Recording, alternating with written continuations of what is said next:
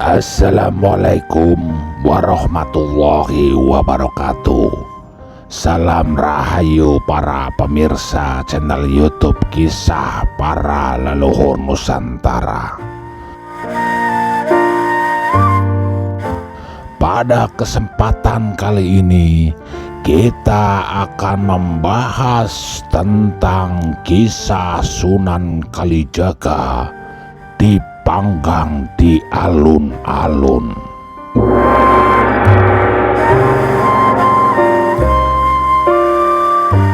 Ya, siapa yang tidak kenal dengan Sunan Kalijaga?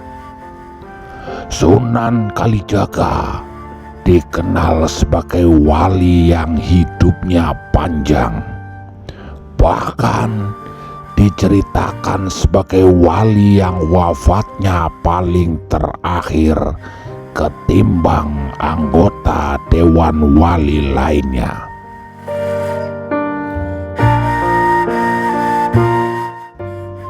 Beliau hidup pada masa runtuhnya Majapahit. Beliau menyaksikan pendirian dan keruntuhnya Kerajaan Demak yang digantikan menjadi Kerajaan Pajang. Beliau juga turut dalam merestui pendirian Kerajaan Mataram yang kala itu menggantikan Kerajaan Pajang.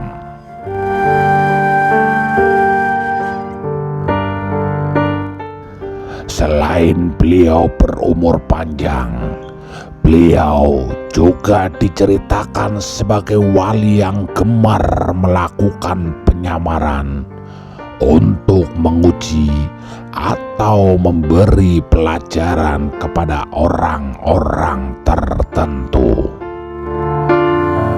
Ya, ada sebuah kisah mengenai Sunan Kalijaga yang masyhur dan tertulis dalam naskah-naskah klasik di Cirebon, yaitu kisah mengenai penyamaran Sunan Kalijaga. Suatu ketika, pada waktu itu Cirebon diperintah oleh Panembahan Ratu. Sunan Kalijaga melakukan penyamaran yang tujuannya untuk menguji Sultan Cirebon yang baru itu dalam menjatuhkan hukuman bagi para pelanggar. Dikisahkan Sunan Kalijaga melakukan penyamaran sebagai seorang santri tua. Beliau datang ke Cirebon dan dalam tiap harinya melakukan kegiatan bersih-bersih di Masjid Agung Sang Ciptarasa. Beliau pun akhirnya diangkat menjadi marbot atau petugas bersih-bersih masjid. Beliau pada waktu itu mengaku bernama Jaruman. Sementara orang-orang waktu itu memanggil beliau dengan sebutan Ki Marbot Jaruman. Pada suatu ketika, Panembahan Ratu bermimpi.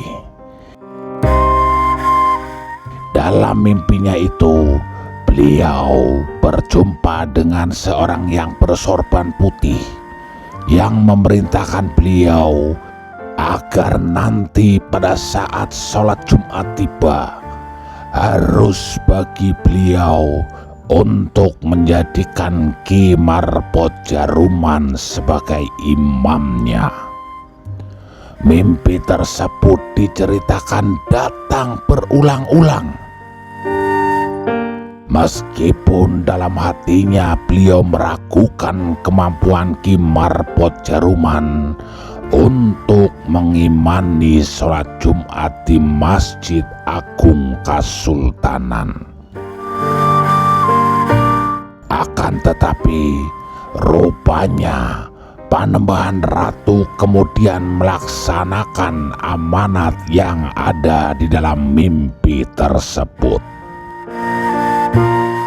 Setelah tiba hari Jumat, para menteri, para ulama, para prajurit sampai pada rakyat Cirebon, kemudian berbondong-bondong datang ke masjid guna melaksanakan sholat Jumat berjamaah. Namun, ada yang aneh pada pelaksanaan sholat Jumat ini. Panembahan Ratu dalam pelaksanaan sholat ini mengumumkan kepada khalayak ramai bahwa yang menjadi imam sholat bukan dirinya. Beliau menunjuki Marbot Jaruman sebagai imamnya, sebab beliau yakin pada wisik di dalam mimpinya tempo hari. Silakan untuk menjadi imam Ki Jaruman. Begitu perintah Panembahan Ratu. Ampun Gusti, hamba tidak mampu untuk menjadi imam. Begitu kemudian jawab Ki Marbot Jaruman. Panembahan Ratu kemudian mengulangi perintahnya sampai ketiga kalinya. Silakan menjadi imam Ki Jaruman. Begitu perintah ketiga kalinya yang diucapkan Panembahan Ratu dengan nada tinggi. Dengan terpaksa, kemudian Ki Marbot Jaruman menjadi imam.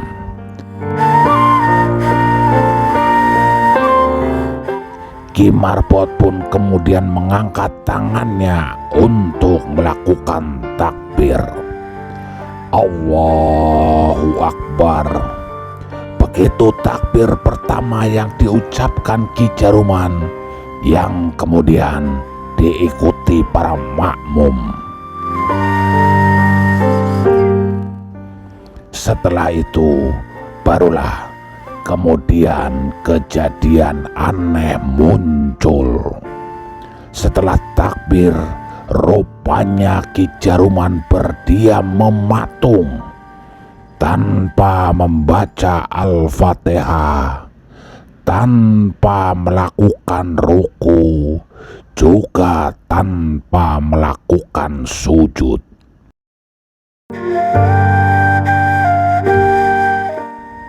Kejadian ini berlangsung lama. Ki Jaruman terus mematung dengan berjam-jam lamanya, tanpa sedikit pun bergerak, sehingga seluruh makmum kecapean dalam menunggunya. Mendapati hal semacam ini, kemudian Panembahan Ratu menggantikan Ki Jaruman sebagai imam.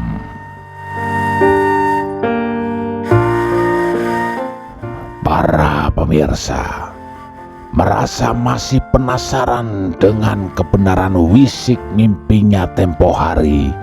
Untuk Jumat selanjutnya, Panembahan Ratu masih memerintahkan Ki Jaruman sebagai imamnya. Tetapi lagi-lagi kejadian yang sama masih saja terjadi.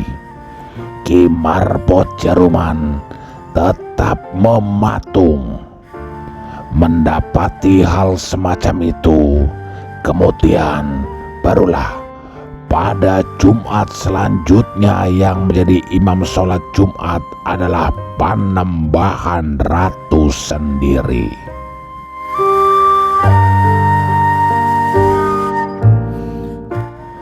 Setelah selesai sholat Jumat pada hari yang ketiga, lalu mereka berkumpul untuk membicarakan hukuman apa yang harus dijatuhkan kepada Marbot Jaruman yang dianggap telah menistakan agama. Ki Marbot berkata, "Untuk menebus kekecewaan Paduka Tuan, hamba akan sangat berterima kasih bila mana hamba dihukum. Hamba telah tidak mampu menjadi imam, Walaupun hamba dipaksa, silakan hamba dihukum mati saja. Kemudian Panembahan Ratu memerintahkan kepada para sentana mantrinya untuk membuat panggung di alun-alun, dan kemudian di bawahnya dinyalakan api unggun. Ki Jaruman lalu dinaikkan ke atas panggung itu dari beduk lohor hingga maghrib. Namun apa yang terjadi?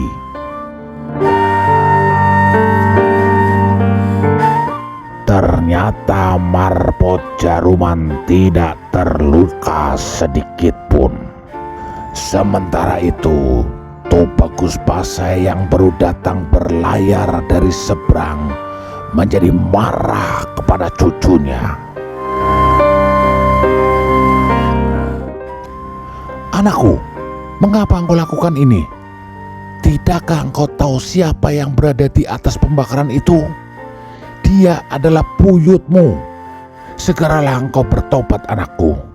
Barangkali engkau tidak mengetahui, Marpo Jaruman itu adalah Sunan Kalijaga, aulia Allah yang tinggal satu yang ada di tanah Jawa." Maka betapa terkejutnya Panembahan Ratu mendengar hal tersebut.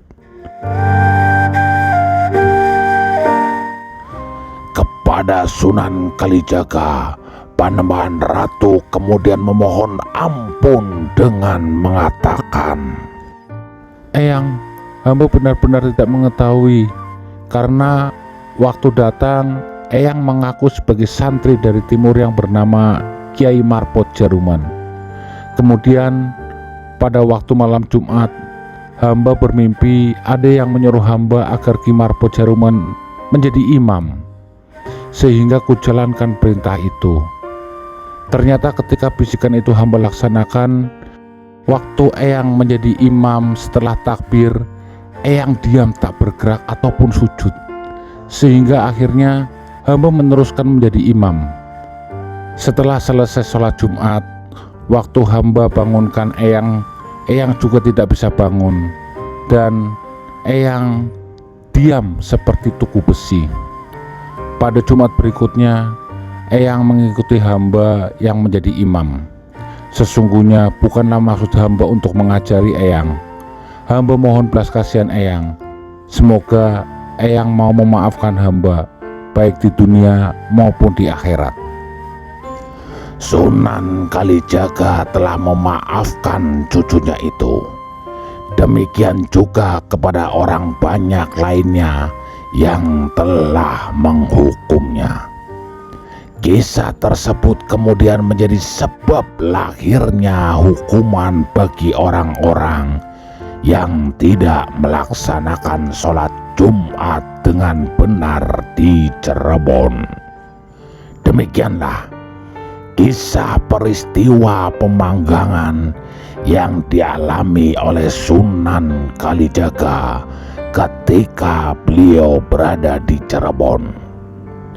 Kisah ini mengisyaratkan bahwa sebagai seorang sultan atau seorang pemimpin, hendaknya jangan seenaknya sendiri memutuskan hukuman. Tidak boleh memanggang atau membakar seseorang hanya karena seseorang tersebut melakukan kesalahan. Meskipun orang tersebut dikenakan hukuman mati, pembakaran bagi pelaku kejahatan merupakan tindakan yang tidak dibenarkan di dalam agama. Terima kasih. Salam Rahayu.